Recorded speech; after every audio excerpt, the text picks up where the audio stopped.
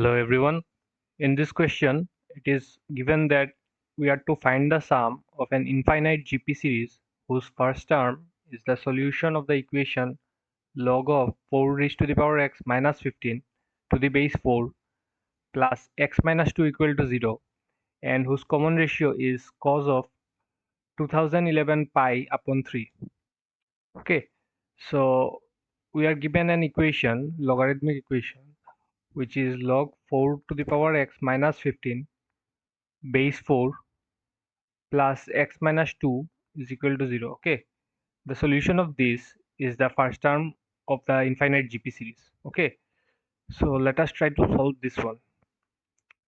If we take this x minus 2 to the other side, this will become log of 4 to the power x minus 15 base 4 will be equal to 2 minus x. Okay, so if I try to rewrite this equation in the term of an exponent in the index form, this will become 4 to the power x minus 15 is equal to 4 raised to the power 2 minus x. Okay, and this 4 raised to the power 2 minus x can be written as 4 square upon 4 to the power x. So if I multiply both sides of this equation with this 4 to the power x, that is I cross multiply this, then this will become 4 to the power x whole square minus 15 times 4 to the power x, and this 4 square is 16, so if this goes to the other side, this will become minus 16.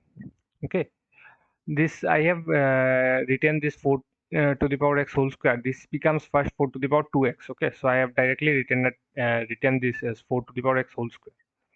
So this is the equation. This is a quadratic equation in 4 raised to the power x. Okay, so this is of the form capital X square minus 15 times capital X minus 16 equal to 0. Okay, where capital X is 4 raised to the power this small x.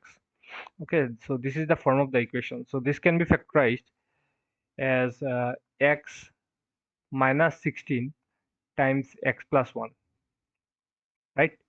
So these are the two factors. So this becomes 4 to the power x minus 16 times 4 to the power x plus 1 equal to 0. Now this term 4 to the power x is always greater than or equal to 0. Okay, so this term will never be equal to 0. The graph of this 4 to the power x is always an increasing exponential graph. So this term is always positive. So we have 4 to the power x minus 16 equal to 0. Since 4 to the power x greater than 0, therefore 4 to the power x plus 1 will never be equal to 0. Okay, so this implies this 4 to the power x becomes 16, and 16 can be written as 4 square. So we get x equal to 2. So this is the first term. A bracket A, this is the first term. Okay, so this is the first term of this GP. Now we have to find the common ratio. Now common ratio R is equal to cos of 2011 pi upon 3. Okay, now is 2011 is it divisible by 3? So we can check the divisibility by 3 if the sum of the digits of this number is divisible by 3 or not. Okay, so the sum of digits is 2 plus 0 plus 1 plus 1, so this becomes 4. 4 is not divisible by 3, so this won't be divisible by 3. So the last number that is divisible by 3 is 2010. Yes, 2010. The sum of digits will be 3. Okay, so we can rewrite this as 2010 pi times 3 plus another pi upon 3. Okay, so I want to make this an integral multiple of pi. Okay, this is my target. So this is divisible by 3 because the sum of digits is equal to 3. Okay, so if I divide this by 3, this becomes cos of in 20 it goes 6 times, and then 2 remaining, and then 7 times, and then 0. So this becomes 670 pi plus pi upon 3.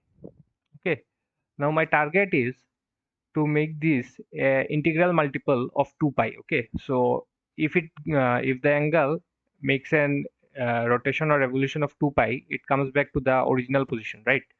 So if I divide this by 2 pi, this becomes 335 times 2 pi plus pi upon 3. Okay, so this comes back to the original position of origin, the horizontal x-axis, and this makes a positive angle of cos pi upon 3. Okay, so this is in the first quadrant. So this is cos pi upon 3. So this value is equal to half, right? And this r is this modulus of r is now strictly less than 1. Okay, so the infinite GP series, the sum can be given as a upon 1 minus r, as this sum is now convergent. So the first term was 2 and this is 1 minus half. Okay, so this becomes 2 upon half. So this is equal to 4. So this is the required sum. Okay, so this was a very short and easy sum. The only thing is that you have to solve this logarithmic equation and then you have to find the trigonometric value of this angle. Okay, which is the common ratio. So this is a easy and short sum. Okay, thank you.